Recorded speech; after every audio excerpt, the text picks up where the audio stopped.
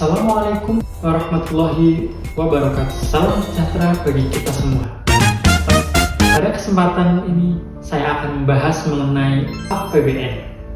Adapun hal-hal yang akan saya bahas yaitu yang pertama mengenai pengertian APBN, yang kedua yaitu fungsi APBN, yang ketiga adalah struktur APBN, dan yang keempat adalah siklus APBN. Arti dari anggaran pendapatan dan belanja negara adalah suatu wujud dari pengelolaan keuangan negara yang ditetapkan setiap tahun dengan undang-undang dan dilaksanakan secara terbuka dan bertanggung jawab untuk sebesar-besarnya kemakmuran rakyat. Akan ada namanya tahun anggaran. Tahun anggaran yang dimaksud yaitu masa dalam satu tahun penuh mulai dari tanggal 1 Januari sampai dengan tanggal 31 Desember. Dengan anggaran pendapatan dan belanja negara ini disusun oleh pemerintah. Dalam hal ini akan melibatkan kementerian, lembaga, dan yang lainnya. Dan kemudian nanti akan disahkan dan disetujui oleh Dewan Perwakilan Rakyat. Untuk APBN yang nantinya akan digunakan di masa mendatang harus sudah disusun dan disahkan di tahun sebelumnya. Yang kedua mengenai fungsi APBN. Teman-teman pasti sudah tahu apa saja fungsi anggaran pendapatan dan belanja negara bagi pemerintah. Ada 6 fungsi pokok dari anggaran pendapatan dan belanja negara. Yang pertama yaitu fungsi otorisasi. Yang kedua fungsi perencanaan. Yang ketiga fungsi pengawasan. Dan yang keempat yaitu fungsi alokasi. Yang kelima fungsi distribusi. Dan yang terakhir yaitu fungsi stabilisasi. Dari 6 fungsi itu mari kita bahas satu persatu. Yang pertama yaitu fungsi otorisasi.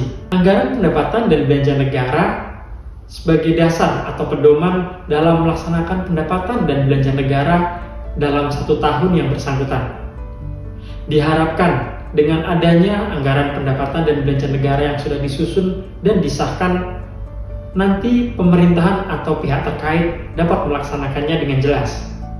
Untuk yang kedua yaitu fungsi perencanaan, di mana APBN berfungsi sebagai rancangan setiap kegiatan ataupun setiap hal yang akan menimbulkan pendapatan maupun belanja negara. Kemudian yang ketiga yaitu fungsi pengawasan. Anggaran pendapatan dan belanja negara diharapkan menjadi suatu pedoman, yaitu untuk menilai apakah kegiatan penyelenggaraan yang dilakukan oleh pemerintah suatu negara itu sudah sesuai atau sejalan. Kemudian fungsi yang keempat yaitu fungsi alokasi. Anggaran pendapatan dan belanja negara diarahkan dan diharapkan dapat mengurangi pengangguran dan pemborosan sumber daya yang ada di Indonesia. Serta dengan adanya hal itu, maka dapat meningkatkan efisiensi dan efektivitas perekonomian suatu negara. Yang kelima yaitu fungsi distribusi. Dalam hal menentukan suatu kebijakan maupun menyusun anggaran, harus memperhatikan rasa keadilan dan kesejahteraan bersama. Yang keenam, fungsi stabilisasi. Anggaran pendapatan dan belanja negara dapat menjadi suatu alat untuk memelihara dan mengupayakan keseimbangan fundamental untuk perekonomian yang ada di negara Indonesia ini. Kemudian pembahasan yang ketiga yaitu postur APBN atau struktur APBN.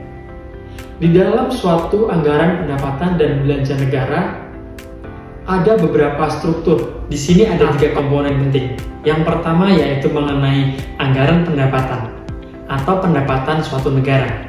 Kemudian yang kedua yaitu anggaran belanja atau pengeluaran suatu negara. Di dalam pengeluaran ini nantinya akan muncul yaitu keseimbangan primer, dan nantinya akan ada nilai di mana surplus anggaran atau defisit anggaran. Kemudian yang ketiga yaitu pembiayaan. Anggaran pendapatan atau pendapatan negara yaitu suatu hak pemerintah pusat yang diakui sebagai penambah nilai kekayaan suatu negara. Ada beberapa sumber. Yang pertama yaitu pendapatan pajak. Seperti yang kita ketahui, sekitar 80% penerimaan atau pendapatan negara Indonesia ini ditopang dari sektor perpajakan. Yang kedua yaitu PNBP atau penerimaan negara bukan pajak. Dan yang ketiga yaitu penerimaan dari hibah. PNBP, penerimaan negara bukan pajak. Yaitu sebagai contoh hasil dari penyewaan atas fasilitas umum yang dimiliki oleh suatu negara, yang nantinya akan menambah suatu nilai kekayaan suatu negara. Poin 2, yaitu belanja negara atau anggaran belanja. Di Indonesia itu sendiri diatur dalam APBN yang nantinya hal apa saja yang bisa kita belanjakan dalam 1 tahun anggaran. Dan belanja negara adalah suatu kewajiban yang dilakukan oleh pemerintah pusat dan diakui sebagai pengurang nilai kekayaan bersih. Kemudian terkait dengan belanja negara ini yang nanti dilakukan oleh pemerintah pusat dan ada juga yang ditransfer ke daerah. Dengan belanja negara ini akan menimbulkan suatu keseimbangan primer. Keseimbangan primer merupakan kondisi di mana suatu penerimaan atau pendapatan negara dikurangi dengan pengeluaran atau belanja negara di luar dari pembayaran bunga utang, di mana suatu negara mampu membayar utang atau bunga utang itu dari penerimaan atau pendapatan negara. Disitulah keseimbangan primernya bernilai positif. Namun sebaliknya, keseimbangan primer negatif yaitu ketika negara tidak mampu membayar bunga utang dengan pendapatan negara, yang nantinya pembayaran bunga utang itu menggunakan utang yang baru. Nanti akan timbul penilaian yaitu surplus anggaran dan defisit anggaran. Kondisi surplus anggaran ketika pendapatan suatu negara lebih besar nilainya dibanding dengan pengeluaran atau belanja negara. Namun sebaliknya, untuk defisit, kemudian struktur yang ketiga yaitu pembiayaan, yaitu suatu penerimaan yang perlu dibayar kembali atau pengeluaran yang akan diterima kembali, baik itu di dalam tahun anggaran tersebut maupun tahun anggaran berikutnya. Kemudian bahasan yang keempat yaitu mengenai siklus APBN. Siklus anggaran memiliki arti yaitu di mana masa ataupun waktu dimulai dari anggaran itu disusun sampai dengan dihitung anggaran dan disahkan dengan undang-undang. Ada 5 tahapan. Yang pertama yaitu mengenai penyusunan anggaran oleh pemerintah. Kemudian yang kedua yaitu mengenai pengolahan anggaran di DPR dan yang nantinya akan disahkan dengan adanya undang-undang. Yang ketiga yaitu pelaksanaan anggaran oleh pemerintah. Kemudian yang keempat yaitu mengenai pengawasan atas pelaksanaan anggaran. Dan yang kelima atau yang terakhir yaitu pengesahan penghitungan anggaran dengan undang-undang. Jadi dalam satu siklus APBN kita membutuhkan waktu 2,5 tahun. Tahun pertama kita butuhkan untuk perencanaan dan penganggaran suatu APBN. Kemudian yang kedua yaitu 1 tahun penuh satu anggaran, yaitu untuk pelaksanaan anggaran pendapatan dan belanja negara. Dan yang terakhir yaitu 6 bulan. 6 bulan ini adalah waktu digunakan untuk pelaporan dan pertanggungjawaban atas pelaksanaan dari anggaran pendapatan dan belanja negara. Pihak mana saja yang terlibat dalam siklus APBN atau pengelolaan APBN ini? Ya, mulai dari penyusunan APBN. Ada Kementerian Keuangan, kemudian Bappenas, dan kementerian atau lembaga lainnya. Yang kedua yaitu penetapan APBN. Dalam hal ini yaitu Dewan Perwakilan Rakyat dan Presiden. Dan yang ketiga yaitu pelaksanaan anggaran.